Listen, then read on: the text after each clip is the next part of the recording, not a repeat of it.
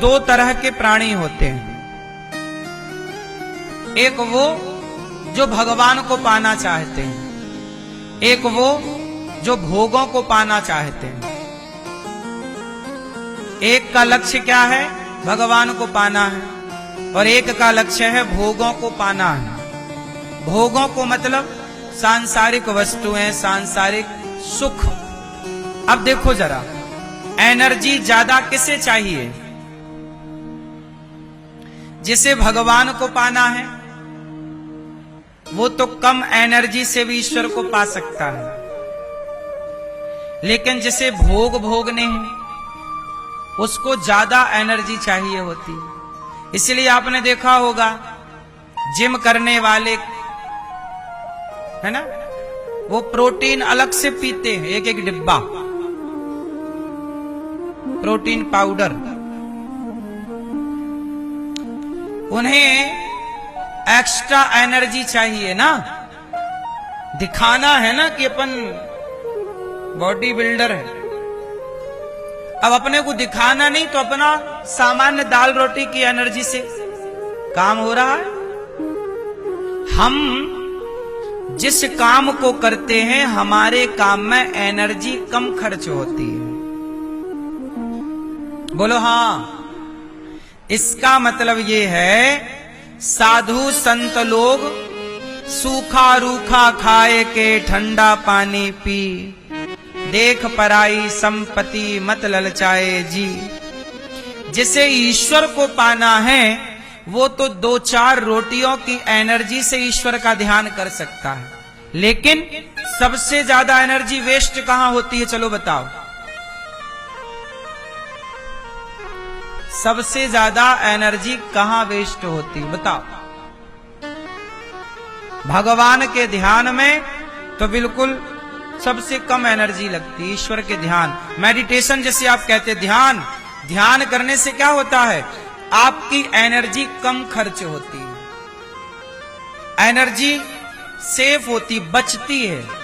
इसलिए आप जब ध्यान से जागते हैं तो शरीर को एनर्जी से भरा हुआ फील करते हैं, क्योंकि एनर्जी बच गई ना। ध्यान में एनर्जी कम लगी, ईश्वर के चिंतन में एनर्जी कम लगी। भाई सब बंद है ना, आंखें बंद, कान से कुछ सुन नहीं रहे, वाणी से कुछ बोल नहीं रहे, शरीर का बिल्कुल मन ईश्वर में लगा, ध्यान चल रहा, श्रीमन नारायण श्रीमन नारायण। कम एनर्जी से ईश्वर को पाया। सबसे ज्यादा एनर्जी कहां लगती है? भोग विलास में।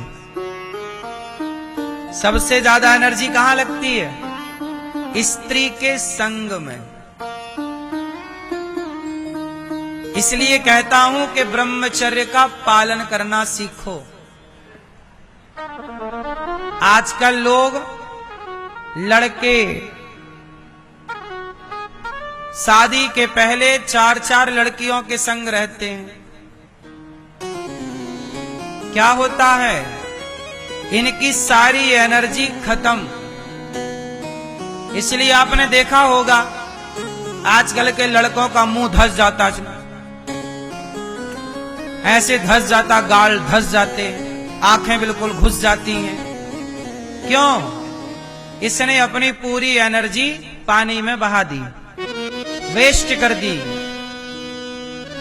ब्रह्मचर्य को बिगाड़ लिया। ब्रह्मचर्य की एनर्जी समाप्त। फिर बचा क्या? ढांचा बचा। ढांचा है आपके पास, एक थप्पड़ कोई मार दे तो आप गिर जाओगे। चुसा हुआ आम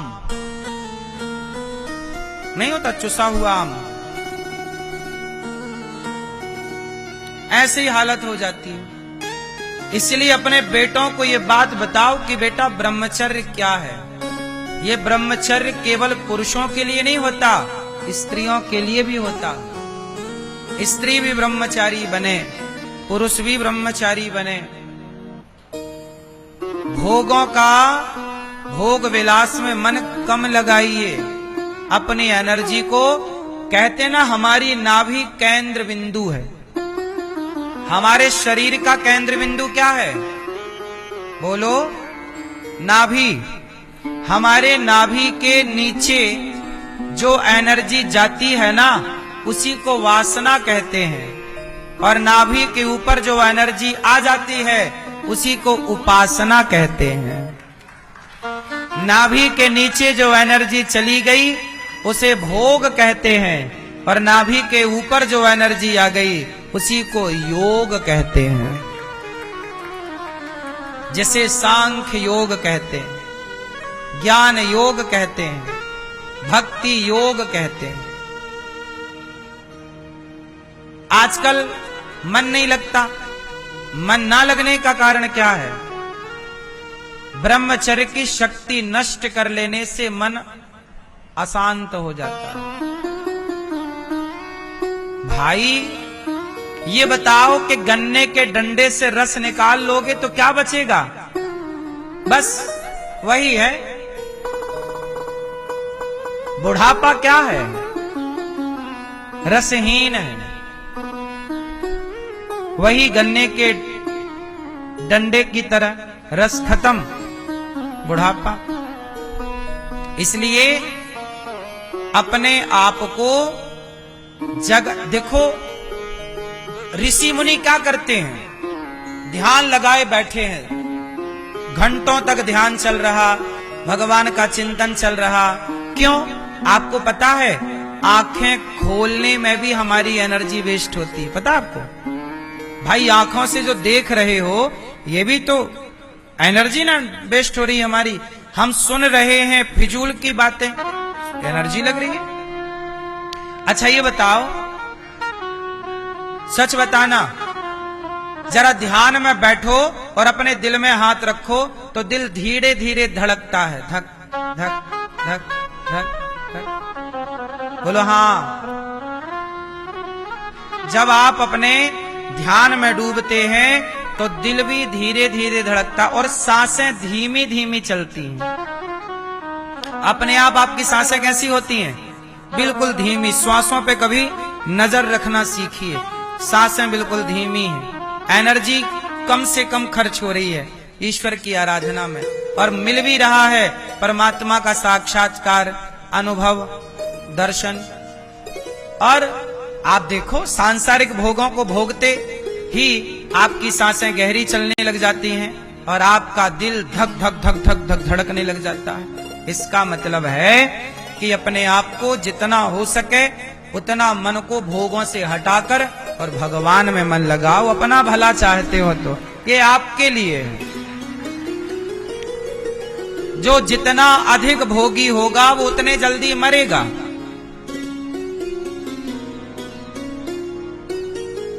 पहले के राजा महाराजा जल्दी मर जाते थे, पता है? 4-4 औरतें रखते थे, 5-5 स्त्रियां रखते थे। वो तो एक आप लोगों की एक है तो आप 60-70 तक चले ही गए।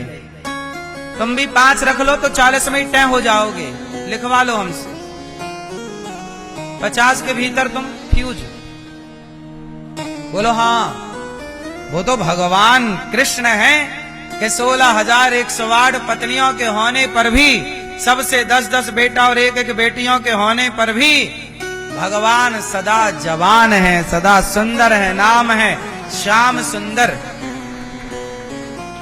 वीर्यवान है भगवान। इसलिए अपने बच्चों को ब्रह्मचारी बनाओ। इसलिए हमारे यहाँ पहला आश्रम ब्रह्मचर्य आश्रम, दूसरा आश्रम गृहस्थ, तीसरा वानप्रस्थ और चौथा सन्यास। पहला आश्रम ही हमारे यहाँ क्या है? ब्रह्मचर्य। पहले ब्रह्मचारी बनो फिर गृहस्थ में जाओ। अब आजकल लड़का लड़की लिव-इन में रहते हैं, ब्रह्मचर्य पहले ही बिगाड़ लेते हैं और ब्रह्मचर्य बिगाड़ के फिर गृहस्थ में जाते हैं तो फिर बाद में रोते, महाराज जी बच्चे ही नहीं पैदा हो रहा है। कैसे होगा? जिस पदार्थ से बच्चा पैदा होता है वो पदार्थ समाप्त हो गया तुम्हारे भीतर से। शरीर भी तो एक मशीन है। पहले ही आपने अपने ब्रह्मचर्य को बिगाड़ लिया तो बच्चा कैसे पैदा होगा? बच्चा पैदा करने के लिए जो पदार्थ चाहिए वो पदार्थ तब बनता है जब स्त्री पुरुष ब्रह्मचर्य का पालन करते हैं। आपको पता है? बात समझ में आ रही है कि नहीं? ब्रह्मचर्य का पालन करने के बाद ही संतान उत्पत्ति होती है। इसलिए आपने गाय और भैंस और बकरा और बकरी को देखा होगा, शेर और शेरनी को देखा होगा। शेर शेरनी रोज भोग विलास नहीं करते, गाय बछड़ा रोज भोग विलास नहीं करते। नंदी, जब गाय साल में एक बार, जब उसे गर्भवती होना होता है, तब वह नंदी के पास जाती है और नंदी के द्वारा गाय साल में एक बार गर्भवती हो जाती है। उसके बाद ना नंदी गाय को परेशान करता है, ना गाय नंदी की तरफ देखती है। सोचिए, साल में एक बार गाय नंदी के पास जाती है, एक बार सांसारिक सुख लेती है। यही हाल बकरा बकरी में भी है। बोलो हाँ। हर प्राणी, शेर शेरनी में भी यही सिस्टम है।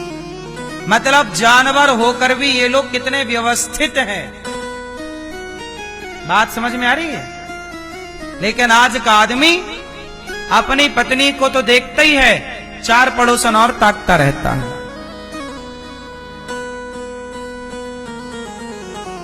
उसका पेट नहीं भरता। इतना भोगी आज का इंसान कि जहां वो देखे वो उसी नजर से देखता है। इतनी गंदी नजरें हो गई हैं। अरे भैया, अब तो तुम्हारी शादी ब्याह हो गया, अब तो अपनी पत्नी में लगो। नहीं, अभी भी वो ताकता रहता, सामने वाली खिड़की में एक चांद का टुकड़ा रहता है। अभी भी उसे सामने वाली खिड़की में चांद दिखाई पड़ रहा है और खुद की चांद निकल आई। खुद की चांद नहीं दिख रही उसे